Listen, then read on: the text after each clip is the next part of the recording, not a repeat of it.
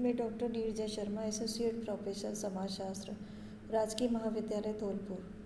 आज BA part first के प्रथम पेपर में महिलाओं के विरुद्ध हिंसा विषय पर आपको जानकारी दे रही हूँ। वैदिक काल से ही अगर हम भारतवर्ष में देखें तो यहाँ पे महिलाओं की स्थिति जो है सभी प्रकार से बहुत अच्छी थी। वैदिक काल में स्त्रियों को नारी शक्ति के रूप में माना जाता था और धार्मिक ग्रंथों में नारी के लिए लिखा गया है, यत्र नार्यस्तु पूजन्ते रमन्ते तत्र देवता। उस समय जिस प्रकार से लड़कों के लिए ब्रह्मचर्य का पालन अनिवार्य था वैदिक काल में, उसी प्रकार से लड़कियों के लिए भी ब्रह्मचर्य का पालन अनिवार्य था। अब आश्रम में सहशिक्षा के प्रमाण भी ऐसे हमें मिलते हैं। कन्या अपना वर स्वयंवर प्रथा के द्वारा चुनती थी। मध्यकाल के बाद में आक्रमणकारियों के आक्रमण के कारण महिलाओं पर सुरक्षा की दृष्टि से कुछ पाबंदियां लगाई गई और उसके बाद से आज तक उसे पुरुषों की तरह स्वतंत्रता नहीं मिल पाई। या हम आपसे यह भी कह सकते हैं कि यदि हमें किसी के ऊपर शासन करने की आदत हो जाए तो हम अपनी शासक के रूप में अधिकार को छोड़ने में हमें समय लगता है। तो वही स्थिति हमें वर्तमान समय में देखने को मिलती है कि अभी भी वर्तमान समय में भी स्त्रियों की स्थिति वैसी नहीं हो पाई है जो कि वैदिक काल में भारत में महिलाओं की स्थिति थी। आज वर्तमान समय में महिलाओं पर जो है अपराध निरंतर बढ़ते जा रहे हैं। महिलाओं का अनेक प्रकार से शोषण हो रहा है, जैसे कन्या भ्रूण हत्या, अपहरण, हत्या, बलात्कार, दहेज हत्या, घरेलू हिंसा, ये सब हमें देखने को मिलता है। इसके अतिरिक्त और भी कई चीज़ें हैं जो महिलाओं को के प्रति हिंसा के रूप में आती है, जैसे कुपोषण, पर्दा प्रथा, अशिक्षा आदि भी एक समस्या है। देश की आधी जनसंख्या महिलाओं की है और यदि उनके प्रति विरुद्ध हिंसा एक जटिल समस्या है, या उनके प्रति मतलब कि उनके प्रति जब लोगों का व्यवहार अच्छा नहीं रहेगा तो आधी जनसंख्या यदि समस्याग्रस्त होगी तो समाज का विकास कैसे होगा, देश का विकास कैसे होगा? नहीं हो सकता है। तो कहते हैं हम यदि आधी जनसंख्या को दबा के रखेंगे तो समाज का विकास एक स्वस्थ तरीके से नहीं हो सकता है। यदि हम महिलाओं के विरुद्ध हिंसा की परिभाषा देखें तो सामान्य बोलचाल की भाषा में हम ये कह सकते हैं कि ऐसा कार्य जो किसी महिला को शारीरिक या मानसिक रूप से पीड़ा पहुँचाए वह महिलाओं के विरुद्ध हिंसा कहलाती है। जैसे महिलाओं के साथ क्रूरता का व्यवहार, अपकार करना, कर्म से पीड़ा पहुँचाना आदि, ये सभी महिलाओं के विरुद्ध हिंसा के अंतर्गत आती है। अगर हम हिंसा के प्रकार देखें तो इसमें 3 प्रकार की हिंसा हमें मुख्य रूप से महिलाओं के विरुद्ध देखने को मिलती है। एक तो पारिवारिक हिंसा, इसमें परिवारजन के द्वारा बालिकाओं, महिलाओं, कन्याओं, वधुओं, विधवाओं के साथ किए जाने वाले दुर्व्यवहार आते हैं।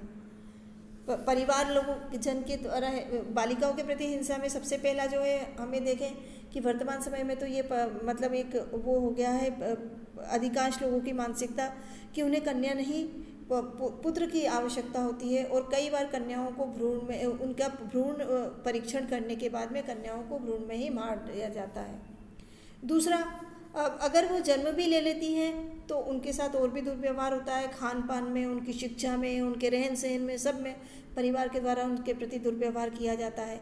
इसी प्रकार से परिवार की महिलाओं के प्रति भी हमें कई प्रकार की दुर्भावनाएं परिवार के सदस्यों के द्वारा देखने को मिलती है। तो खास करके अविवाहित लड़कियों और घर में आने वाली बहुओं के प्रति। इसी प्रकार से विधवा महिलाओं के साथ भी कई प्रकार के दुर्व्यवहार किए जाते हैं।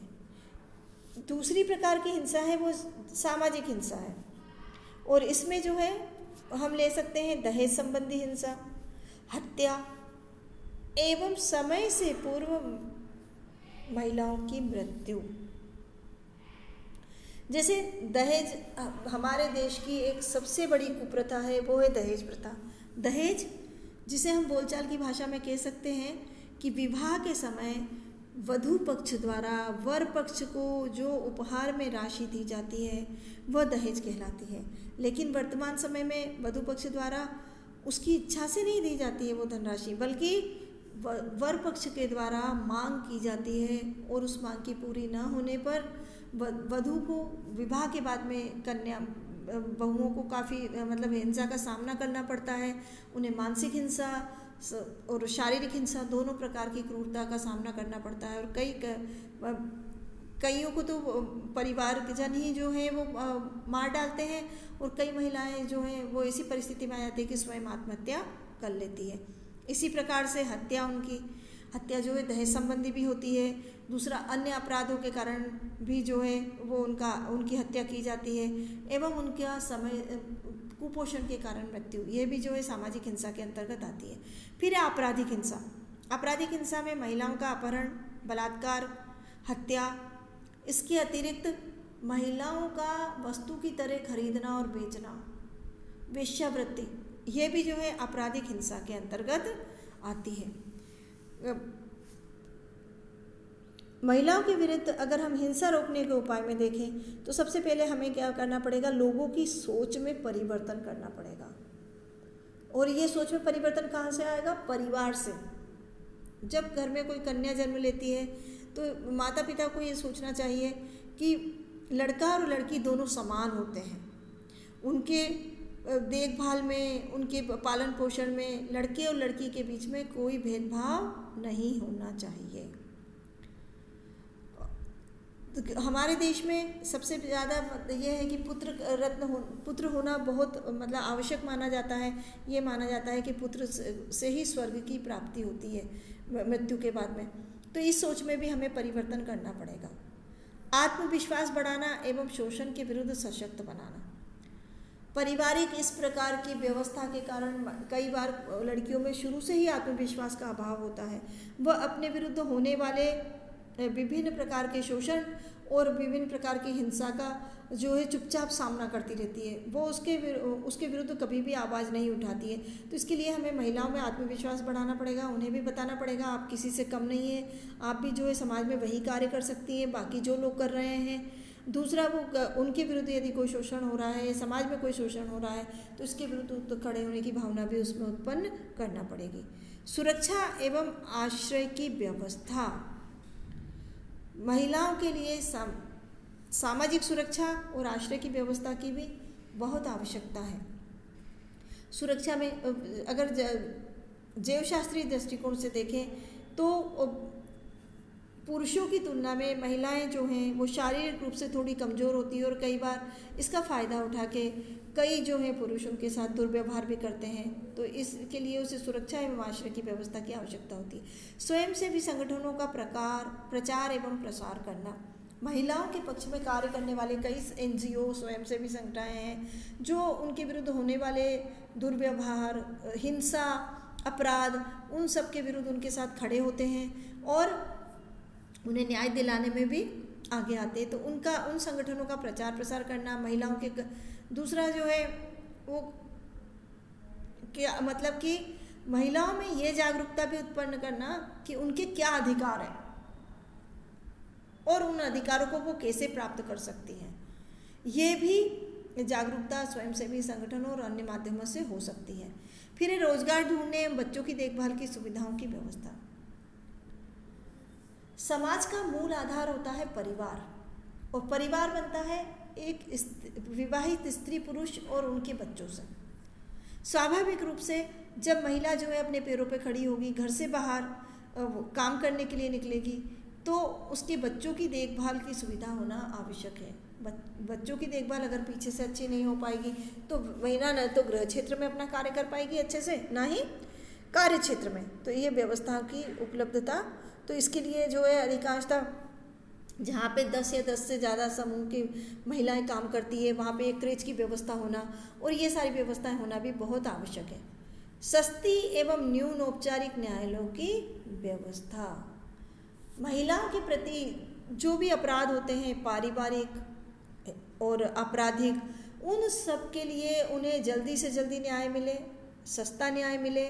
हमारे यहाँ देश की न्याय प्रणाली ऐसी है कि कई बार महिलाओं का पूरा जीवन निकल जाता है लेकिन उनके विरुद्ध होने वाले अपराधी को जो है वो कोई सज़ा नहीं मिलती है। वो अब कई ऐसे रास्ते निकाल लेता है जिससे कि वो बसता रहता है और कानून जो है उसे दंडित नहीं कर पाता है।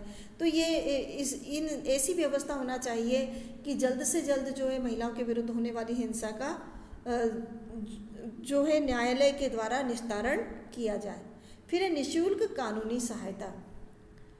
कई महिलाएं ऐसी भी होती हैं जिनके पास की आर्थिक स्थिति ऐसी नहीं होती है कि वो आगे बढ़ के और कानूनी सहायता प्राप्त कर सके, तो इसके लिए उनको निःशुल्क कानूनी सहायता भी प्रदान करवानी चाहिए।